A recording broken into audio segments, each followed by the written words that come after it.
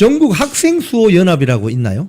네, 전국 학생수호 연합이라고 예. 인원고등학교 때 그 전교조 선생님들이 예. 학생들한테 사상주입을 하다가 저희들한테 적발이 돼가지고 맞아요. 고발하면서 이제 화제가 되면서 그때 학생 단체를 만든 단체가 전국 학생수호 연합입니다.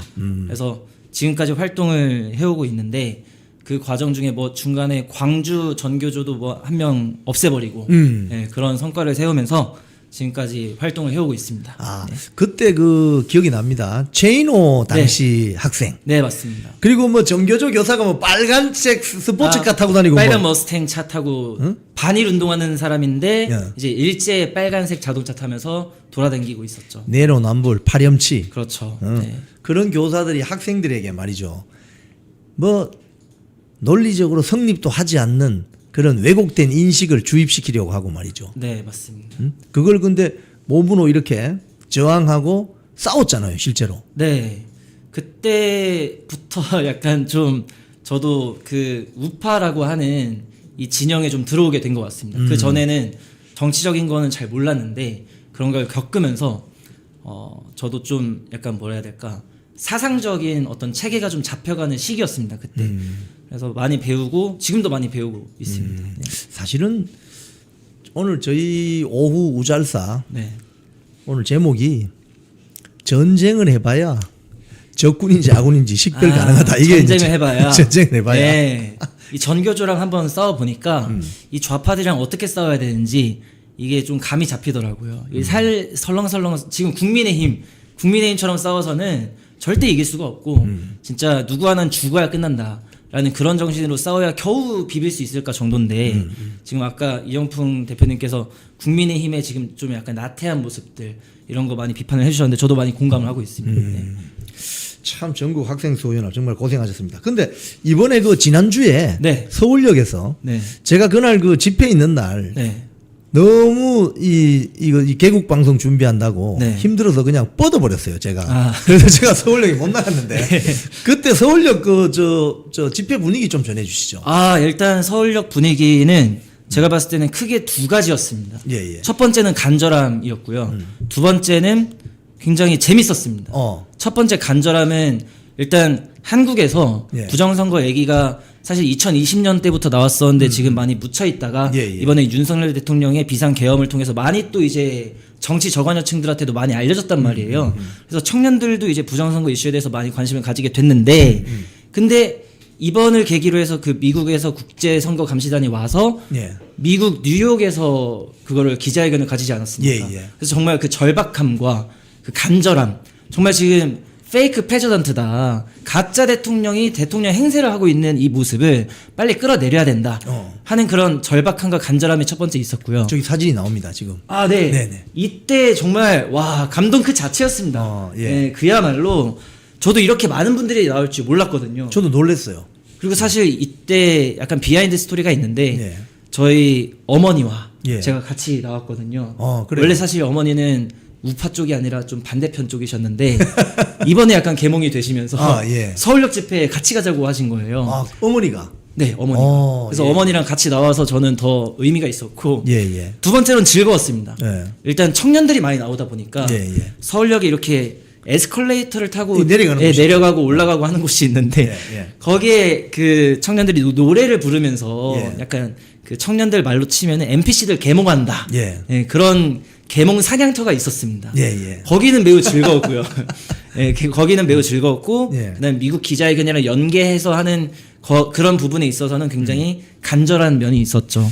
지금 이 집회에 참여한 청년들은 어떤 여론이 좀 주류입니까? 집회 참여하는 청년들은 일단 원래 우파 집회 바닥에서 볼 수 없었던 청년들이 윤석열 대통령의 비상 계엄을 통해서 새로 막 유입이 됐거든요. 그래서 이 친구들 사이에 자기들끼리 단톡방도 만들었나 봐요. 그래서 자발적인 단톡방도 있고 네트워크도 있는 것 같아요. 그래서 자기들끼리 뭐 언제 집회 나오고 정보도 서로 공유하는 것 같고 스레드라는 어플을 통해서 정보도 많이 공유하고 네트워크가 생기는 것 같습니다. 이 친구들 지금 민심은 윤카 복귀죠. 네. 윤카 복귀고 부정선거 밝혀야 된다. 척결해야 된다. 그런 민심이 주류인 것 같습니다. 지금 그 미국의 이번에 그 모스탄 대사나 네. 이런 분들이 소위 말해서 미국과 서울역 동시 이원 중계하면서 네, 나왔던 내용들을 들으면 청년들이 어떤 반응을 보여요? 일단 그 이번에 모스탄 대사가 네. 얘기했었던 것 중에 이재명 안동댐 사건 의혹 있지 않습니까? 의혹. 네. 의혹. 그게 엄청나게 많이 퍼졌습니다. 정치에 별로 관심 없는 제 주변의 친구들도 있는데 예. 그 친구는 이번에 누구 찍었냐고 물어보니까 안타깝게도 이준석을 찍었다고 합니다. 예. 근데 그런 친구들도 이번에 안동댐 얘기하고 근데 명준아 이거 부정선거 아니야? 라는 얘기가 나오고 있어요. 그래서 약간 정치 고관여층에서는 부정선거가 이거 약간 음모론 아니냐. 이런 정치 고관여층 사이에서는 부정선거가 약간 이슈가 안 되고 약간 등한시되는 그런 면이 있는데 오히려 정치 저관여층 관심 별로 없는 사람들한테는 부정선거가 꽤 많이 이슈가 되고 있는 것 같습니다. 지금 저는 이 대목에서 이 방송을 뭐 대통령실에서 모니터링도 할 수 있고 또 뭐 할 수 있는데 제발 좀 모스탄 대사를 고소해 주세요. 제발 좀 고소를 해라. 저는 저 이재명 대통령님이 그러리라고 생각하지 않습니다. 이영풍 TV는 그러니까 모스탄을 좀 고소를 하시라고 명예훼손으로. 그렇지 뭔가 않나요? 찔리는 게 없다면은 할 법하지 않습니까? 고소. 네. 고소해 주세요. 그러니까요. 고소해서 고소하면 그러면 이제 고소인 조사 받고 피고소인 조사 받아야 되거든요. 네. 필요하면 뭐 국제사법형사재판소 가든지 어허. 좀 고소를 해 주세요. 모스탄 대사께서 또 국제사법 형사 대사지 않습니까? 예. 그러니까 왜 가만히 있느냐 이거지. 그러니까 서로 또 의심이 생기고 의혹이 생기는 거니까 대통령실은 이 방송 보시고 여론을 보시고 모스탄 대사를 형사 고소해 주시기 바랍니다. 부탁드리겠습니다. 예. 찔리는 게 없다면 정정당당하게. 정정당당해. 자, 이 특검에 지금 임하고 있는 윤석열 전 대통령 어떻게 보면 나름대로 윤회 투쟁을 벌이고 있는데 네. 이 청년들이 봤을 때는 윤석열 전 대통령의 윤회 투쟁 어떻게 네. 보세요? 일단 사실 저는 윤석열 대통령의 인기가 이렇게 많아지게 된 이유에는 예. 좀 결단력, 파이터 투쟁력 약간 이런 거에 있다고 봅니다. 계엄을 때릴 거라고 누가 예상이나 했겠습니까? 예. 근데 계엄이라는 걸 때렸고 또 그 이후에 대국민 담화문 내용을 보면서 아 이분은 진짜 싸우는 분이구나. 이때까지 맨날 사실 국회에서 보여준 모습은 민주당 뭐 국민의힘 여야 진보 보수를 떠나서 다 거짓말 잘하는 사람이 정치 잘한다. 그리고 이제 정치인들은 이렇게 표현하죠. 정치는 원래 이렇게 하는 거야. 나오면은 뭘 해주겠습니다 하는데 다 지켜지는 거 없죠. 책임만 안 지면서 맨날 입만 번지르하는 게 정치라고 약간 알고 있었는데 예. 어쨌든 계엄을 찬성하냐 반대하냐 이걸 떠나서 윤카는 진짜 했다라는 겁니다. 거기서 굉장한 충격을 받았고 그 이후에 나오는 대국민 담화문 내지는 윤통의 스탠스, 행동 이런 것들을 보면서 그냥 윤버지가 되는 거죠. 그러니까 젊은 애들 사이에서 윤버지라는 말도 나왔는데 그런 이 맥락에서 이번에 특검에 대응하고 있는 윤석열 대통령의 투쟁도 그 맥락에서 보여지는 거거든요. 젊은 애들 입장에서는 그냥 이쯤 하면 사실 굴복할 수도 있거든요. 지금 레거시 미디어들이 다 버렸죠. 국민의힘 이 기성 정당도 사실상 등한시하고 있죠. 이쯤 하면 그냥 특검한테 잘 보여서 그냥 형량 조율하거나 뭐 이렇게 할 수도 있는 건데 전혀 그런 거 없이 오히려 먼저 선빵을 쳐가지고 나 이 날짜는 안 된다. 오히려 지금 삿바 싸움 지금 씨름으로 치면은 잡은 다음에 힘겨루기 하고 있는 거거든요. 여기서 지금 밀리지 않는 모습을 보여주고 있다라는 것에 좀 역시 윤카는 대성렬이구나. 약간 그런 면이 있지 않을까. 그런 데 대해서 우리 청년들이 매력을 느낀다. 예, 맞습니다. 사실 윤석열 대통령은 정치 신인이었는데 그렇죠.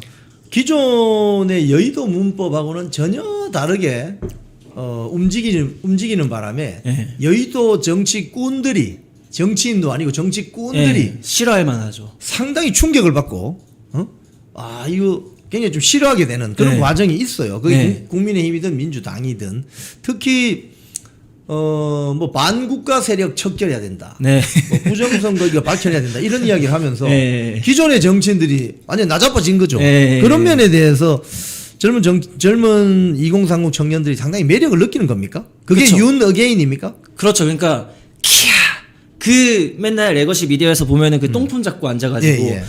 뭐 이거는 이런 것이고 저거는 저런 것이고 막 논평 막 열심히 하잖아요.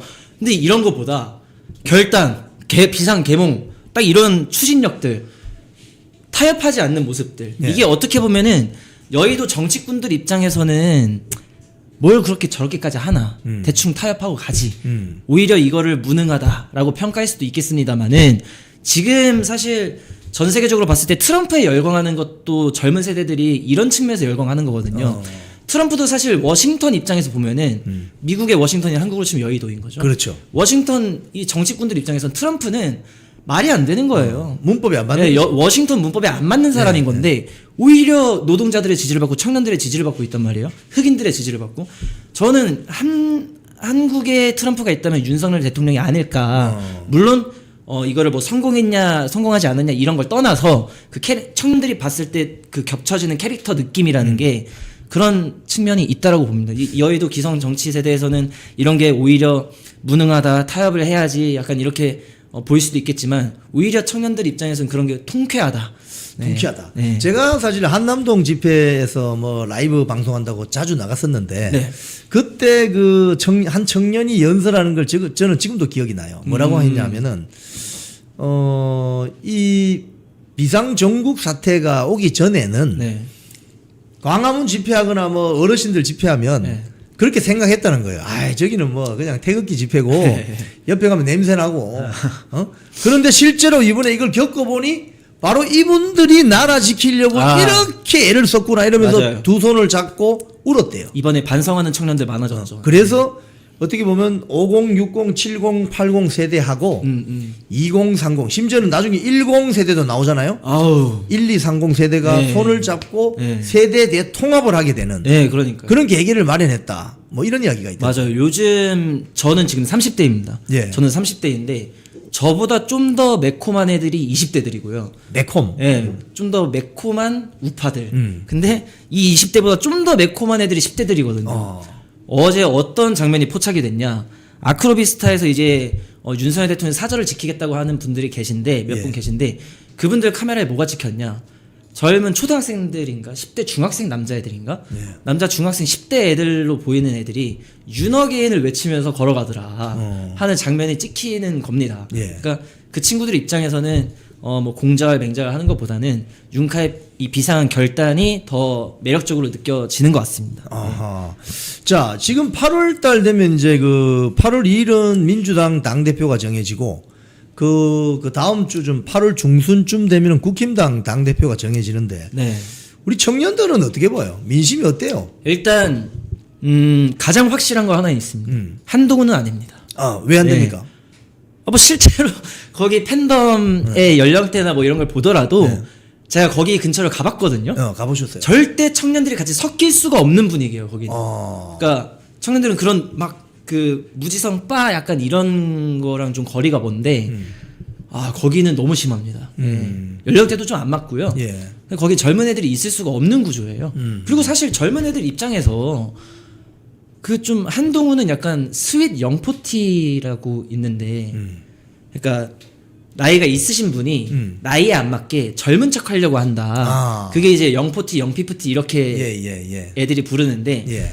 젊은 애들 입장에서 한동훈은 스윗 영피프티예요. 짜가네, 짜가. 예.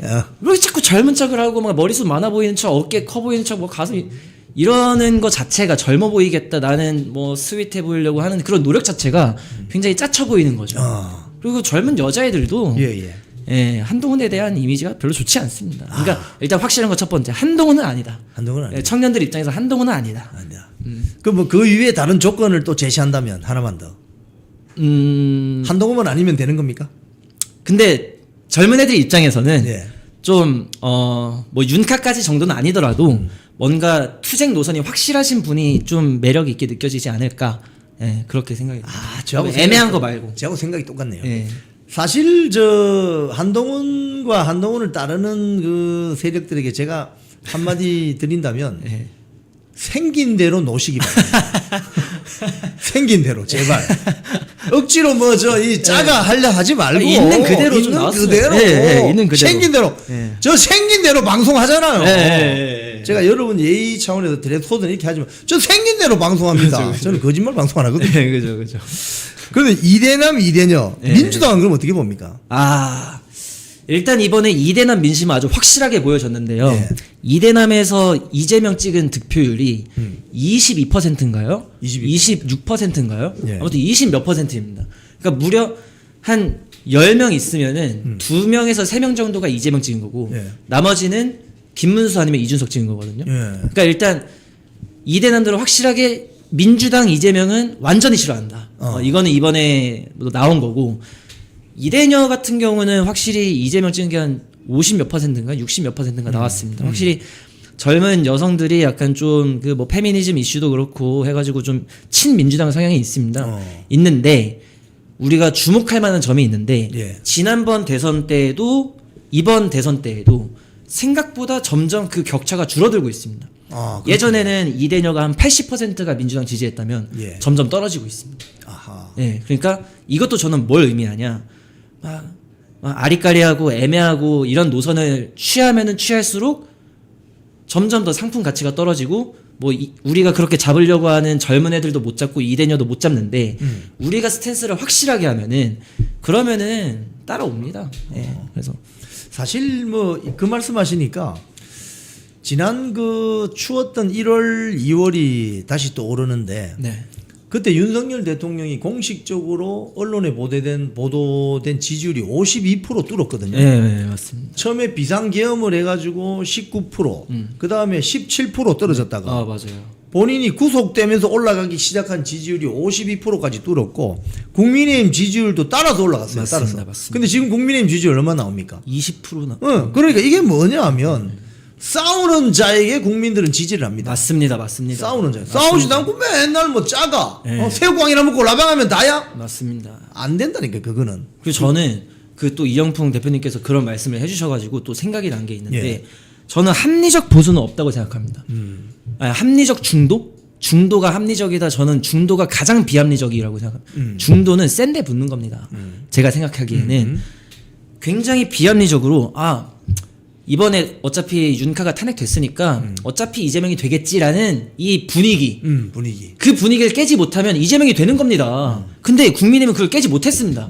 그러니까 중도 그 비합리적인 선택을 하는 중도 입장에서는 어차피 이재명이 될 것 같으면은 그냥 센데 붙자. 그게 분위기상 맞는 거니까 분위기상 이렇게 나 이재명 찍었어 했을 때 누가 뭐라 안 하니까 그런 분위기를 만드는 거는 이게 맞는 거다. 이게 너무나 당연히 맞는 거다. 센 분위기가 있어야 되는데 우리가 그냥 말랑말랑하고 하면은 상품 가치가 떨어지죠. 결국 중도라는 것은 제가 봤을 때는 기회주의 세력이거든요. 여기 가서 기회를 잡을까? 저기 가서 기회를 잡을까? 이런 거 아닙니까? 맞습니다. 기회주의 세력이에요. 안전한 데 가려고 그러고. 그러니까 중도 같은 기회주의 세력을 끌어들이려면 강력한 스트롱맨 리더십이 있어야 되는 거지. 윤석열 대통령 리더십이 괜찮은 것 같은데.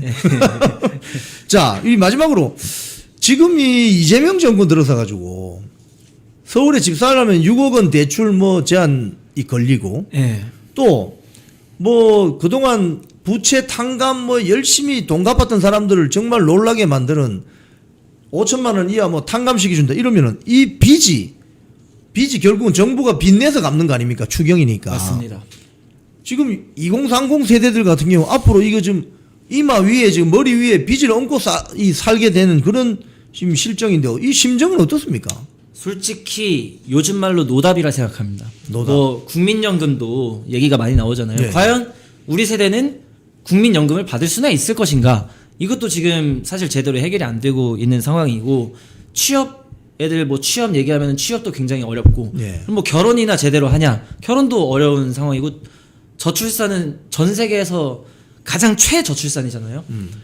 약간 노답이고 희망도 없게 느껴지는 게 사실인데 거기다가 지금 또 이재명이가 떨어뜨린 게 빚더미를 지금 또 떠안겨주고 있는 그런 상황이다 보니까 솔직히 총체적으로 뭐 우리가 이제 기성세대가 되고 한 50대 60대가 됐을 때 어떤 한국의 모습일지 사실 상상도 잘 안 가고 솔직하게 말씀드리면 희망도 많이 없다라고 느껴지기 때문에 요즘 젊은 애들 입장에서는 차라리 나라가 한번 뒤집어지는 게 낫지 않을까 이런 니즈는 굉장히 많아지고 있다라고 저는 느끼고 있습니다. 예, 딱히 막 내년이 되면 더 잘 살아질 거. 옛날에는 그 운동권들이 그렇게 욕하는 막 전두환 대통령이나 뭐 박정희 대통령 그때는 오히려 중산층이라는 게 처음 우리나라에 막 생기면서 우리도 내 집 마련할 수 있다 막 이런 희망도 있었고 지금 당장은 내가 서울의 상경에서 뭐 월세살이 하지만 전세로 들어가서 내 집 마련도 할 수 있고 이런 게 내년엔 더 괜찮아질 거야라는 게 있었는데 사실 요즘엔 그런 게 없죠. 없다 보니까 저도 그냥 희망이 안 보인다라고 생각은 하고 있지만 그냥 기도하면서 잘 풀어나가기를 바라야죠. 우리 이명주 대표님 말씀 들으니까 제가 또 여기에서 한 말씀 드리면 학 DBB까 이런 생각이 든다 이거죠. 네? 학 뒤집어 버릴까? 네, 맞습니다. 제가 사투리를 써서 좀 못 알아듣습니다. 학 DBB까 이런 생각이 든다 이거죠. 네, DBB니까. 어? 그래서 윤카 개몽 비상겸 했을 때 예. 만세하고 이제 뒤집어지는 줄 알았죠. 뒤집어진다. 네. 자, 이 특검이 말이죠. 예. 윤석열 대통령에게 외환죄를 적용하려고 하는 것 같은데 갑자기 왜 이러는 거죠? 이거를 그 특검법의 용도를 잘 한번 생각을 해보셔야 되는데 예. 우리가 지금 내란 특검, 김건희 특검 그리고 최상병 특검이 있지 않습니까? 예. 근데 이 내란 특검의 파견 검사 60명 그리고 김건희 특검의 파견 검사 60명 그리고 지금 현재 최상병 특검에도 예. 파견 검사 굉장히 많이 지금 예. 투입이 되고 있어요. 그런데 또 하나 그 기간도 그 내란 특검 170일, 예. 김건희 특검 170일이에요. 이게 역대 최대 규모거든요. 근데 한번 우리가 내란 특검에 대해서 생각을 해보시자고요. 이 부분은 인원도 많이 투입되고 기간도 굉장히 많은데 상당 부분 수사가 돼 있어요. 예, 비상계엄 이후로 뭐 계속 수사하고 대통령 또 재판도 들어갔고 예. 또 구속도 되고 해가지고 이미 내란 특검법이 통과도 되기 전에 상당 부분 수사가 돼 있습니다. 그러면 170일 동안 뭐 하지? 이게 되는 거예요. 이 많은 검사들을 동원해가지고 이 특검 수사를 해야 되는데 이미 수사가 상당 부분 된 거예요. 예. 다만 이제 김건희 특검 같은 경우에는 이제부터 수사를 하는 거고 예. 내란 특검은 상당 부분 수사가 돼 있는데 예. 할 게 없어.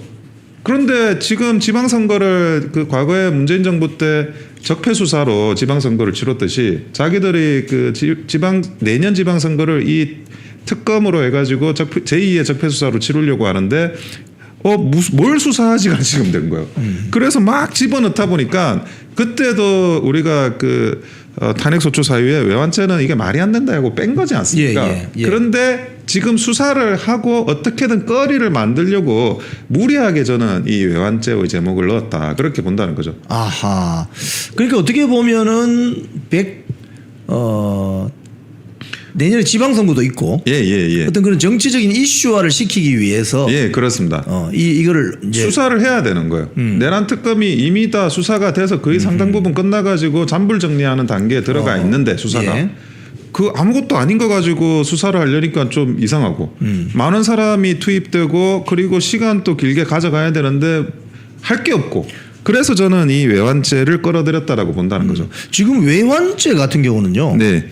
최고 형량이 무기징역 또는 사형이지 않습니까? 맞습니다. 무기징역, 사형 그리고 이제 가담자에 따라 가지고는 이제 징역 5년 이상 이렇게 예. 지금 구형이 돼 있고 외환죄라는 게 뭐 한마디로 국사범이니까 예. 굉장히 그 중형을 원래 선고하게 돼 있습니다. 그러니까 어떤 식이냐면 기본적으로 사형이 선고되는 그런 죄라고 보셔야 돼요. 그런데 지금 대통령이 외환죄라고 하면서 이걸 엮어 나가고 있는데 저는 어떤 면을 보더라도 굉장히 무리한 수사를 할 것이고 그리고 거기에 대해서 뭐 언론 플레이나 이런 것들도 상당 부분 진행이 되지 않을까 하는 그런 우려를 하고 있습니다. 근데 국가 원수가 쉽게 얘기하면 북한 인민군하고 통모를 해서 예. 대한민국을 공격하게 만들었다는 그런 어떤 이 프레임인데 이거 억지 수사 아닙니까 이거? 아니 이거는 뭐 상상도 하기 어려운 특히나 뭐 민주당은 야당일 때 계속 이제 윤석열 정부를 공격하지 않았습니까? 예. 북한하고 어떤 그런 경색 관계가 굉장히 이게 좀 위험할 수 있다라면서 오히려 민주당이 너무 우리 윤석열 정부가 북한한테 강경하게 간다 이런 예. 이야기를 계속 하고 있었어요. 예. 그런데 북한하고 공부를 한다라는 게 이게 상식적으로 불가능한 이야기거든요.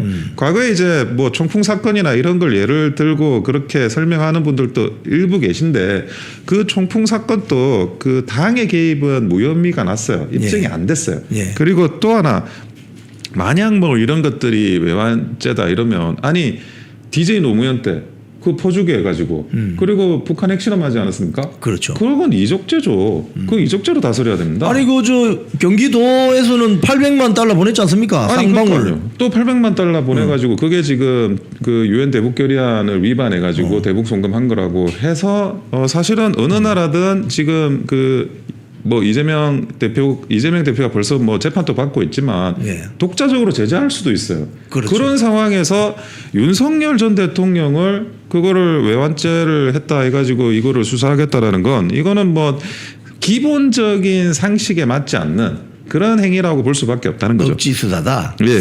자 어제 그 심우정 검찰총장이 사표를 내고 네. 오늘 아마 그 비공개 퇴임식하고 이제 사라지는 것 같은데 뭐 나가면서 한마디는 했습니다. 지금 이재명 정권이 검찰 개혁 뭐 이야기하는데 겉으로는 검찰 개혁인데 속셈은 이 검찰 장악하려고 하는 거 아닌가? 어떻게 보세요? 아니 그 저는 기본적으로 왜 사임을 하십니까? 사임하시지 말고 끝까지 그 버티셔야지. 검찰총장의 임기가 정해져 있는 거는 나름 어떤 정치적인 중립의 그런 상징과도 같은 거거든요. 근데 아무리 뭐 정권이 바뀌었다 그래도 본인 죄 지은 거 있으세요? 저는 우파는 이러면 안 된다고 봐요. 과거에 이제 노무현 정부에서 MB 정부로 바뀔 때 임채진 총장이 사표 냈나요? 사표 내지 않았습니다. 사표 내지 않고 끝까지 그 근무를 했고 다만 이제 뭐 노무현 대통령의 그런 사건 때문에 나중에는 이제 그 사퇴를 하긴 했지만 2009년까지도 근무를 했어요. 그리고 윤석열 정부에서는 정권이 교체됐지만 그때는 검찰총장이 공석이었고 그래서 이제 뭐 나중에 이제 임명을 하고 했고 그리고 지금 정권이 바뀌었다 하더라도 저는 이 심우정 총장이 사임하는 거는 굉장히 잘못됐다는 생각이 들고 그리고 본인이 어떤 뭐 검찰과 관련해 가지고 검찰 개혁이 아니라 검찰 장악을 막으려고 한다 그러면 저는 계속 총장 자리를 지켜야 된다고 생각을 하고 있습니다. 지금 그래서 심우정 총장 사임이 바람 불기 전에 들어누웠나? 뭐 이런 비판도 나옵니다. 저는 안 그렇게 볼 수가 있느냐. 막 지금 그 특검 전국을 만들려고 하고 그 뻔히 보이지 않습니까? 우리가 문재인 정부 때도 그 1년 동안 있었던 그 적폐 수사의 광풍. 그렇죠. 그 정말 그 말도 안 되는 그런 것들이 많았고 아니 그 우리 기자님도 거기에 대한 피해자시지 않습니까?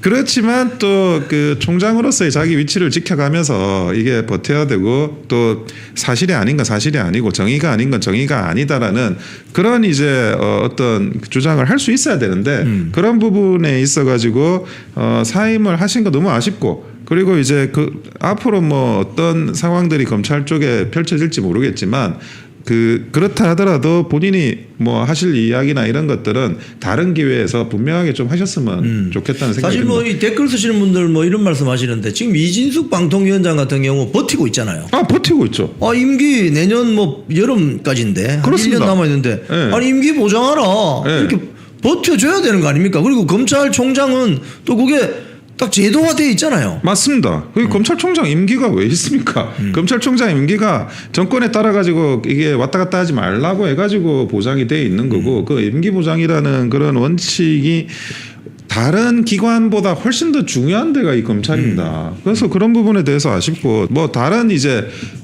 우리 그 윤석열 정부 때 임명되었던 분들은 이준숙 그 방통위원장님처럼 버텨야 돼요.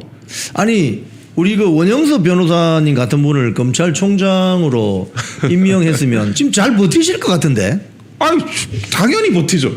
저는 뭐 그거는 당연히 100% 버티는 겁니다. 그러니까 우리가 막 정말 그 직을 가졌을 때 그게 내 직이 아닌 거예요. 이 진영의 국가 전체의 어떤 사명감으로 책임감으로 버텨야죠. 그래서 그런 부분에 대해서 굉장히 아쉽고 이런 게 다른 기관에 계신 분들도 항상 이런 부분에 대해서 자기 개인을 위한 게 아니라 개인은 뭐 들어오면 뭐 그만두고 그렇게 생각하시면 안 됩니다. 그렇죠. 시대적인 어떤 책무가 있는 건데. 책무가 있고 그게 공적인 자리고 그 부분에 대한 어떤 사명감으로 항상 버티시라는 말씀을 제가 계속 드리고 싶어요. 이 심우정 검찰총장뿐만이 아니고 모든 공공기관이나 주요 공직을 맡으신 분들은 시대적인 책무감을 느껴야 됩니다. 지금 당장 정권 바뀌니까 뭐 적폐청산, 뭐 보복 정치할 것 같으니까 겁먹었나 벌써? 응? 자기 자리를 좀 지키고 올바른 목소리를 내주고 직언을 해줘야지. 그게 사실은 또 나라를 위해서 좋은 겁니다. 지금 이진숙 방통위원장 하는 거 보세요.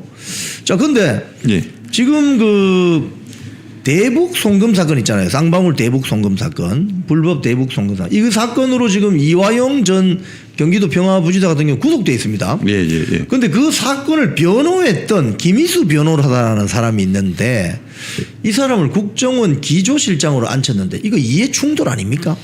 저는 뭐 진짜 이 나라가 어떻게 될란가 걱정이 되지 않을 수가 없어요. 지금 이 대북 송금 사건 밝히는 이런 재판 과정에서 국정원의 요원들도 증인으로 많이 진술을 했습니다. 네. 그건 이제 뭐 비공개로 해가지고 당연히 신분이 밝혀지면 안 되니까 이거 그냥 밝혀진 거 아닙니다. 다 그 국정원에서 이런 그 어떤 세부적인 어떤 정보 그런 활동을 통해 가지고 이 대북 송금 사건이 밝혀진 거거든요. 예. 예, 그런데 그 상황에서 유죄를 받은 사람을 변호한 사람을 기조실장에 앉힌다는 게 이게 이 상식적으로 말이 되는 건지 저는 이해가 안 되고요. 그리고 이 기조실장이라는 자리는 어떤 자리냐? 일종의 인사 예산을 전부 관리하는 사람이에요. 핵심 중 실세네요, 실세. 핵심 실세예요. 네. 그러니까 1차장, 2차장, 뭐 3차장 이런 이야기를 하는데 그 사람들은 업무를 보는 사람이고 실제로 그 핵심적인 실세 중에 실세는 기조실장이거든요. 네. 그러면 과연 이 그 대북 송금과 관련해서 증인을 했던 사람들, 활동했던 사람들 이런 분들이 불이익을 받지 않을까라는 우려를 금할 수가 없는 겁니다. 그러니까 이런 것들이 어떻게 압박으로 지금 그 국정원의 활동이라든지 대북과 관련한 어떤 첩보 활동이라든지 아니 지금 이재명 대통령의 그런 관련한 대북 송금 사건에서 그 변호인이 국정원 기조실장으로 앉히고 인사를 좌우할 수 있다라고 생각이 들면 이걸 어떻게 지금 처리를 할 수 있겠느냐. 저는 국정원을 마비시키려고 하는 의도가 아닌가 싶어요. 이게 사실 그 지난 그 문재인 정권 때도 국정원 기조실장을 지금 민주당 뺐지 박선원이를 앉혔잖아요. 네, 그렇습니다. 박선원이가 사실은 뭐 대학 다닐 때 삼민투 위원장하고 그 다음에 뭐 노무현 정권 때 뭐 1심의 간첩단 사건 때문에 김승규 원장이 보고를 했더니 김승규 원장이 잘려버렸잖아요. 그러니까요. 거기에 뭐 연루되어 있지 않나 이런 의혹까지 받았던 인물인데 국정원 기조실장 하면서 결국 최종 국정원 해외 담당 1차장 하고 나왔지 않습니까? 그래서 마치 뭐 국정원 전문가인 것처럼 지금 뭐 국회 정보위원회도 들어가고 이렇게 하는 마당인데 이게 너무나도 이게 어떤 데자뷰가 일어나는 거예요. 김희수 변호사. 그러니까 국정원의 기능들이 굉장히 무력화되고 있고 그 과정에서 그 좌파 정권만 들어오면 그게 점차 무력화돼요. 근데 지금 국정원의 그 수사권도 문재인 정부 때 없애버리지 않았습니까? 그렇죠. 그거를 아무리 윤석열 정부에서 부활시키려고 해도 의석수가 뭐 민주당이 훨씬 많아가지고 그게 불가능했는데 지금 또 기조실장을 통해 가지고 이런 인사 이런 부분들에 대해서 영향을 미친다. 그러면 뭐 정말 그 북한을 대북과 관련한 어떤 첩보 활동을 정상적으로 하는 사람들한테 어떤 불이익이 갈지 제가 뭐 가늠이 되지 않을 정도입니다. 네. 이재명 정권이 고등학교 3학년도 국민연금 가입한다. 이건 청년들 허리 휘는 거 아닙니까 이거? 이게 지금 만 18세부터 자동 가입시키자. 예. 이렇게 하면은 거의 한 10년 정도 땡기는 그런 효과가 있다. 이런 말을 하더라고요.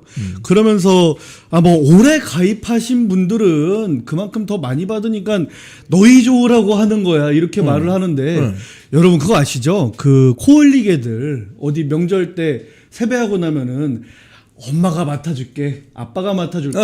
그거 받을 수 있습니까? 네. 지금 청년들이 느끼는 거는 아니 나는 돈을 벌지도 못하는데 이게 무슨 소리냐, 뭘 가져가겠다는 거냐 도대체. 그리고 학부모님들 같은 경우에도 아니 애들 지금 학원비만 해도 등골이 휘는데 여기에서 뭘 더 가져가겠다는 거냐. 심지어 문제는 이게 2050년도쯤 되면은 사실 2035년이었는데 이게 2050년이다 2070년이다 점점 고갈 시점을 연장만 하고 있죠. 예, 예. 이게 결국엔 언젠가는 고갈이 된다는 거 아니에요. 지금 기준에서는. 그냥 돈 뺏어다가 우리끼리 그냥 다 해먹고 너네가 나중에 알아서 니네 노후는 알아서 책임져라. 00년생, 10년생, 20년생 이런 사람들한테 부끄럽지도 않냐는 말을 좀 하고 싶습니다. 아니 고3들이 뭐 경제 활동을 하지도 못할 텐데 어떻게 연금에 가입하면 연금 그러면 돈을 내야 되잖아요. 그러니까는 이거는 이제 그 문재인 정권 때부터 했던 거 있죠. 예. 국가가 다 책임지겠다. 예. 그거를 지금 조기 교육을 하겠다는 거예요. 그 당시에는 이제 야 이게 너무 정책적으로 우리가 너무 급진적으로 했다 보니까 학습 효과가 있었던 거죠. 아 이렇게 좀 20대 후반 30대 초반 사람들한테 이거에 대한 이 국민연금에 대한 반감이 굉장히 크니까 10대 때부터 얘네를 그냥 주입식 세뇌 교육을 시켜서 어느 정도 좀 조기 교육을 시켜놓으면 그래 국가한테 내 인생을 온전히 의탁하는 그런 정말 백성을 만들 수 있겠구나 이렇게 생각하는 것 같습니다. 국가가 모든 걸 해준다는 믿음을 가지면 그 사회주의 국가인데. 그렇죠. 그리고 이제 그 어떻게 보면은 우리 속에서 기르겠다는 거죠. 참 이재명 정권에 앞으로 벌어질 일이 지금 뭐 연일 충격을 주고 있습니다. 지금 그 부동산 문제도 있잖아요. 예. 주택 담보 대출. 네. 사실 뭐 이 청년 세대가 결혼을 해서 이제 신혼부부가 되거나 네. 또는 결혼을 준비하는 사람들이 집을 사려면 집 사는 방법은 세 가지가 있습니다. 하나가 부동산 가서 매물로 나와 있는 거 사는 방법. 네. 또 하나는 경매를 통해서 좀 싸게 사는 방법. 또 하나는 분양받는 방법. 네. 이렇게 있잖아요. 네. 그러면 분양을 받든 부동산 가서 매물 나온 걸 사든 담보 대출을 받게 돼 있습니다. 그죠? 네. 아파트 같으면 아파트를 담보로 해서 받는데 이걸 갑자기 6억으로 제한해 버리면은 지금 서울 지역 같은 경우 여러분 아시겠지만 아파트 평균 가격이 14억입니다. 그러면 나머지 돈 그러니까 7, 8억을 6억까지밖에 이제 은행에서 못 가져간다 이렇게 되면 어떻게 됩니까? 한 8억이 필요하잖아요. 그렇죠. 돈이. 그럼 8억을 어떻게 구하냐고 현금을. 이거는 집 사지 말라는 겁니다. 이거는. 집 사지 말라는 거죠. 예, 그러니까는 이게 또 저 사람들 생각이 얼마나 고루하고 말도 안 되는 자본주의에 대한 기본적인 이해 자체가 없는 게 이거는 수요와 뭐 공급 이런 걸 떠나서 그러니까는 주담대를 6억으로 제한을 하겠다. 집값이 20억짜리든 40억짜리든 상관이 없이 6억으로 무조건 제한을 하겠다. 심지어 거기다가 이제 우리나라는 전세라는 이제 제도가 전 세계에 우리나라만 거의 있는 걸로 알고 있는데요. 이 전세 세입자를 내보내 줄 때 집주인이 보증금을 주려면은 지금 당장 현금이 없으니까 다음 세입자가 올 때까지 어느 정도 대출을 원래는 받아서 이렇게 주기도 했거든요. 그거를 1억으로 제한을 하겠다는 거예요. 그러면은 지금 집값은 말씀하셨다시피 14억까지 올라 있습니다. 서울 중위값 평균 예, 가격이. 예. 그런데 14억에서 보통 그렇게 되면은 전세가는 6억에서 7억 이 정도 수준 이상에서 형성이 된단 말이에요. 그렇죠. 근데 그걸 1억까지만 대출을 하겠다고 하면은 집주인도 이제 현금으로 5억 이상 갖고 있어야 되는 6억 이상. 그렇게 되면은 이거는 집을 더 이상 짓지도 말고 아무것도 하지 말고 그냥 국가에서 제공하는 안심주택 예전에 문재인 그 당시 대통령이었죠. 20평인가요? 25평 그 집안에 앉아서 야, 이 정도면 4인 가족이 단란하게 살겠다. 이런 식으로 말을 해서 국민적 공분을 사지 않았습니까? 맞습니다. 그렇게 해놓고 본인은 지금 아방궁 같은 그런 대저택에서 산단 말이에요. 이건 역시 방금 전에 말씀드렸다시피 국민을 이제 그냥 사육하는 그런 수준에 이르는 것이다. 이렇게 하면은 집값이 잡힐 것이다. 지금 이재명 지지하시는 분들은 야, 역시 이재명 확실하다. 이러면 집값 이제 잡힐 거다. 너네 서울에 집 가지고 있던 이놈들 한번 다 혼나봐라. 이렇게 하고 있거든요. 여러분 제가 장담하는데 이걸로 집값이 잡히는지 보십시오. 고공행진할 겁니다. 이렇게 하면은 집을 지을 수도 없어요. 지금 지을 수도 없고 전세 이거 이제 전세가 아주 고리의 월세로 전환이 될 뿐입니다.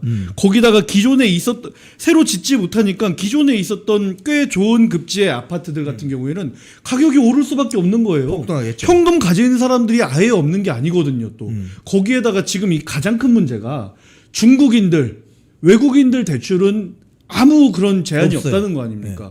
지금 뭐 95% 대출을 받았다, 100% 대출을 받았다.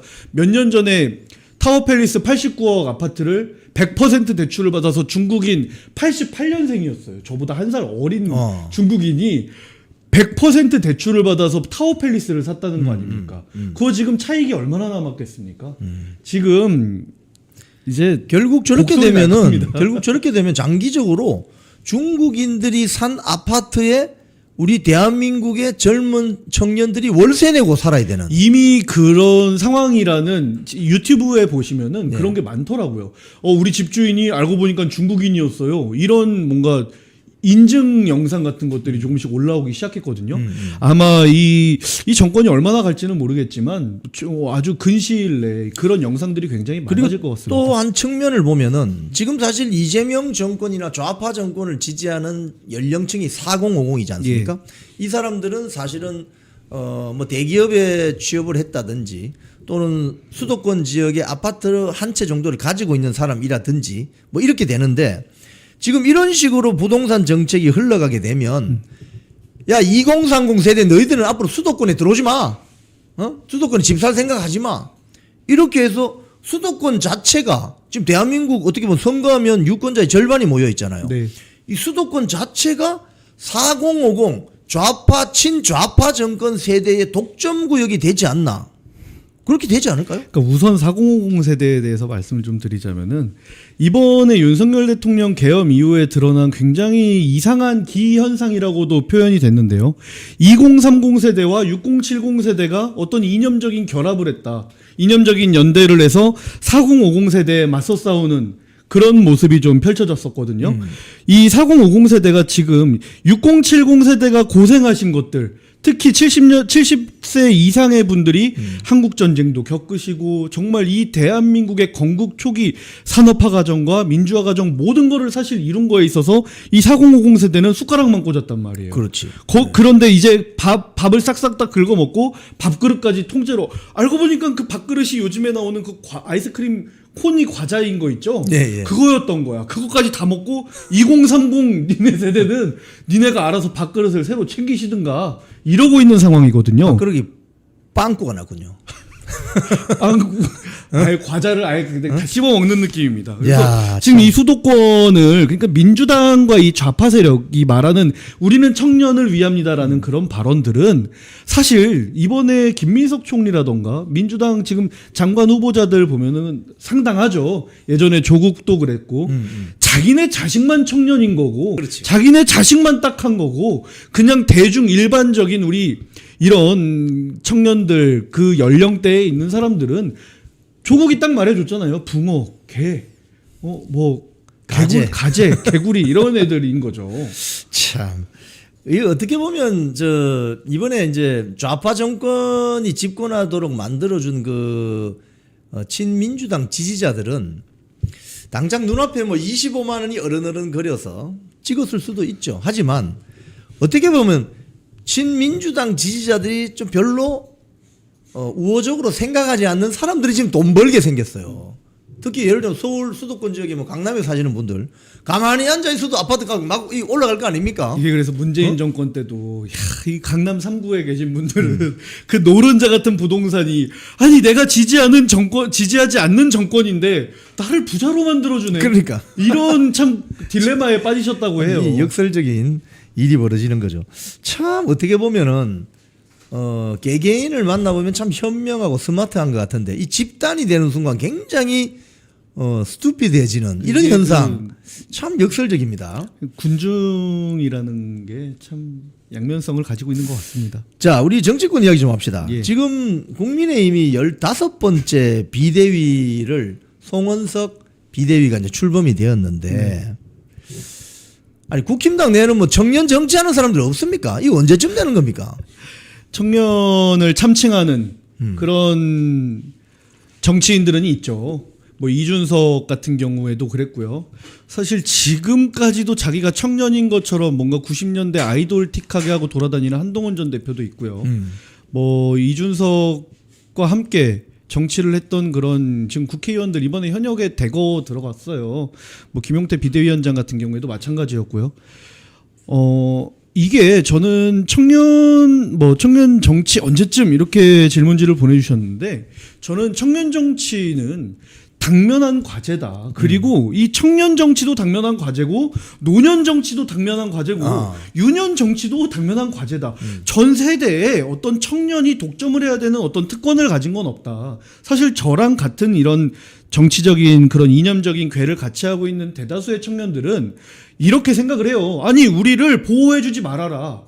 대신에 우리를 배제하지도 말아라. 공정하게 기회를 달라. 제가 이제 지난번에 총선 때 공천 면접을 봤을 때 들었던 얘기가 뭐 문재인 때 뭐 문재인한테 고소도 당하고 그때 이래저래 활동 열심히 했다는 거 알고 있는데 우리 보수라면 조금 더 나이스하게 싸워야 되는 거 아니에요?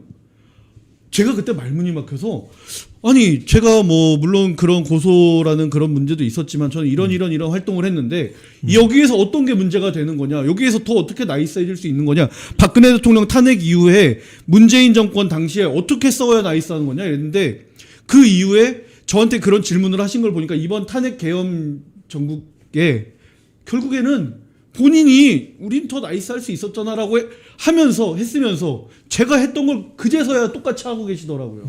그러니까는 이게 뭐 어떤 세대나 이런 걸로 가를 게 아니라 이념, 가치관 이걸로 승부를 볼 수 있어야 된다는 겁니다. 그렇죠. 그렇죠. 지금 이번에 이제 8월 중순이 되면은 국민의힘 전당대회가 열릴 테고 네.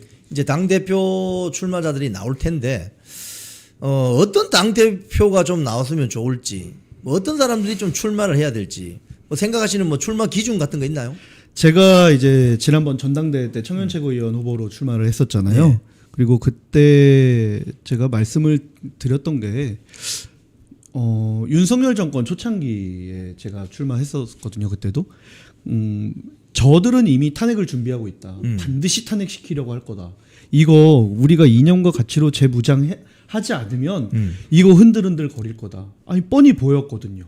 근데 결과적으로 이렇게 됐고 그 당시에 있었던 그 수많은 비대위, 당대표 이런 분들을 보면은 아쉬운 부분이 되게 많아요. 특히 뭐 지난번 한동훈 전 대표를 응원하시는 분들도 이 방송을 보고 계실 수 있겠지만 저는 단언코 말씀드리는데요. 한동훈 대표가 그 당시에 대표가 아니었다면 계엄도 없었을 겁니다. 그러니까는 이게 여당 역할을 할 수 없는 상황이었잖아요. 저는 당 대표 개인의 어떤 당 대표라는 어떤 직책이 문제가 아니라요.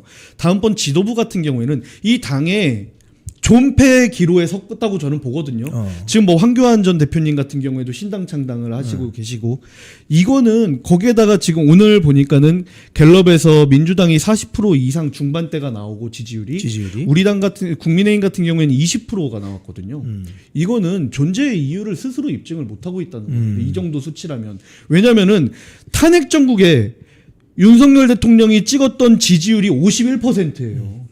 40% 중반대를 탄핵 때까지 계속 유지를 했습니다. 국민의힘 당도 그랬죠. 네. 근데 이번 대선 때 국민의힘이 받았던 수치는 그거보다 못 미치는 41%였잖아요.